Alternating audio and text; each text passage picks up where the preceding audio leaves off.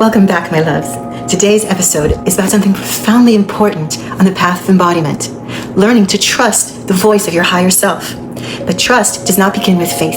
It begins with discernment. Because before you can follow the higher self, you must learn to recognize it. And before you can recognize it, you must know how to differentiate it from the ego. Without discernment, the path of awakening becomes confusing. With discernment, it becomes unmistakably clear. So today, we go deep into the distinction. What is the higher self and what is the ego?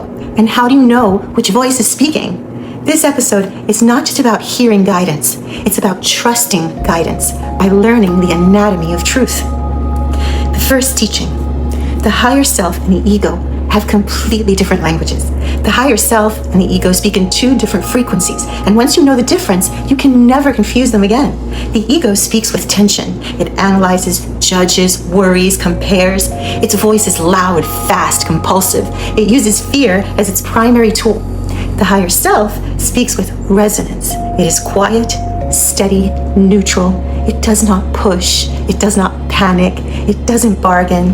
Where the ego agitates, the higher self settles. Where the ego dramatizes, the higher self simplifies. Where the ego tightens, the higher self opens. This is the first law of discernment. Truth feels like clarity, and fear feels like pressure. The second teaching, the ego lives in survival. The higher self lives in alignment. The ego is not the enemy. It is the part of you designed to keep you alive. Its job is to scan for danger, predict outcomes, and prevent loss. But survival is not the same as evolution. The ego can protect your life, but it cannot guide your destiny. The higher self is a part of you that is already living in your highest timeline. It knows your path because it is your path. It knows your future because it exists outside of linear time.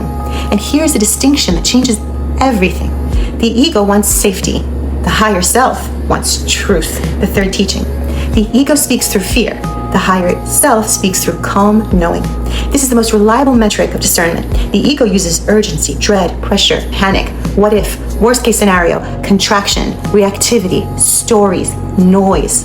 The higher self uses neutrality, clarity, inevitability, simplicity, resonance, expansion, curiosity, quiet confidence, soft but firm direction, and silence. The ego demands a reaction. The higher self invites a response. The ego shouts, the higher self whispers. The ego is frantic, the higher self is peaceful. Even when the higher self is guiding you into something uncomfortable, the guidance itself feels calm. The fourth teaching, discernment begins in the body. The body is the clearest source of truth because the body cannot lie. When the ego is speaking, the body contracts, your breath shortens, your chest tightens, your energy collapses.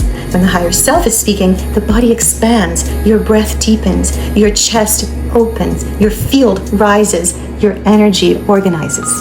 The ego's instructions feel heavy. The higher self's instructions feel inevitable.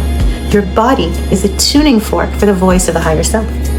The fifth teaching, the higher self has three distinct voices, and none of them are fear. The first is the voice of clarity, calm, direct, neutral, a truth that does not wobble. It feels like, of course, yes, no, this way, stop, let's go, wait.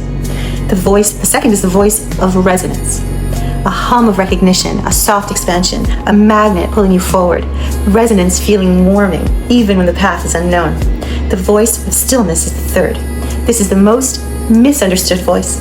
When the higher self is silent, it is not withholding guidance. It is reorganizing your timeline. Silence is not absence. Silence is incubation. The sixth teaching. Trust is born through repetition. The reason most people lack guidance is not because the higher self is quiet, but because they override the guidance. Discernment without obedience never matures into trust. Every time you follow the first whisper, a bridge forms. Every time you ignore it, the ego grows louder. Trust is not a leap. Trust is a muscle, and the muscle strengthens by acting on guidance before the mind demands proof. The ego asks for evidence. The higher self asks for alignment. The seventh teaching. Discernment is the doorway to embodiment. You cannot live as your highest self until you can hear like your highest self. You cannot hear like the higher self until you can discern truth from fear. And you cannot discern truth from fear until you learn to listen with your body, not your mind. Discernment turns awakening into embodiment. Discernment turns intuition into direction. Discernment turns guidance into destiny. Because once you can hear the higher self clearly, following it becomes effortless. The path reveals itself. The timelines shift. The synchronicities align. Life begins speaking to you in real time. And the ego, once loud and frantic, finally softens into its rightful role. A passenger, not the driver. Your higher self is not distant. It is not lofty. It is not hidden. It is the version of you that has never forgotten the truth. And the ego is not wrong or bad. It is simply too small to hold the magnitude of your becoming. Discernment is the sacred art of knowing who is speaking within you. When you recognize truth, you can follow truth. And when you follow truth, you embody truth. And when you embody truth, your life becomes a coherent expression of your highest timeline. This is the voice of the higher self. This is discernment. This is embodiment. This is the path of the living field. Thank you for listening today. And if you like this content, please like and subscribe below.